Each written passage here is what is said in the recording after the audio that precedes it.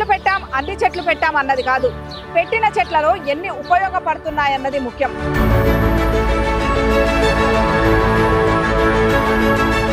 వెనకటోళ్ళు ఎవరు పెట్టినా కానీ అట్లా చెట్లలోకించి ఒక పండు కాయను ఏదో ఒకటి పనికొచ్చేది ఉండే. పాలుగారే చెట్లు ఎక్కువ పెట్టారు, అంటే పాయిజనస్.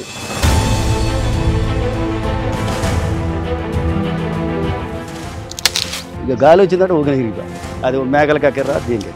పక్షి తినదు, ఒక జంతువు తినదు, మనిషి తినడు. అది పెట్టి కూడా లాభం లేదు.